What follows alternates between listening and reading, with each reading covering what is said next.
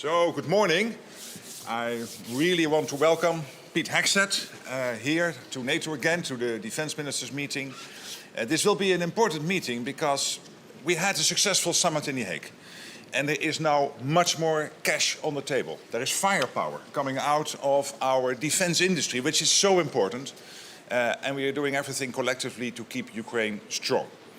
But I particularly want to thank President Trump and you personally for your leadership and the whole team for the fact that NATO is now much stronger, more lethal, but it is also fairer. Because we know that since President Eisenhower there was this constant irritant that yes, NATO was there, the US was committed, but also had a clear expectation that EU allies and Canada would step up. And we took that historic decision in The Hague, thanks to your leadership, equalizing defense spending on this side of the pond and in Canada with what the US is spending. And I think that's extremely important. And I also want to thank President Trump and you personally again, and of course the whole American leadership team for the fact that when it comes to Ukraine, you decided to again make sure that they have what they need from the US, paid for by allies, and that program is now running. 2 billion committed so far, and today I expect many new announcements of countries who will participate. So, all in all, we are making great progress. Again, thank you so much, Pete, for everything you are doing. Mark. It's great to see you. Great to see you. Absolutely. Great to be here. And Mark mentioned it, firepower. That's what is coming, we expect and is coming from NATO. And it was a historic summit just a couple of months ago, brought about by leadership of President Trump to say we need our allies to step up. And they did, and they have in those commitments.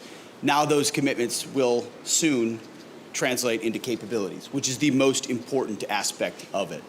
And one part of that, of course, is Pearl, is the initiative where European countries buy U.S. weapons, transfer to NATO for the fight in Ukraine to bring peace to that conflict. And if there's anything we've learned under President Trump, is the active application of peace through strength. Yes. You get peace when you are strong, not when you use strong words or wag your finger. You get it when you have strong and real capabilities that adversaries respect. And I believe that's what NATO is doing. I believe that's what the Pearl Initiative is. So our expectation today is that more countries donate even more, that they purchase even more to provide for Ukraine to bring that conflict to a peaceful conclusion. I would also note a historic moment as well for a lot of things to happen, given what the president's been able to do in Gaza and throughout the Middle East. I think the world is seeing that we have a peace president who seeks that peace through standing by those that stand with the United States and stand for peace, which is what we saw there, and I hope we can see in Ukraine. So that's the focus of our efforts. We're going to be strong to bring that about, and thanks for having us. Great.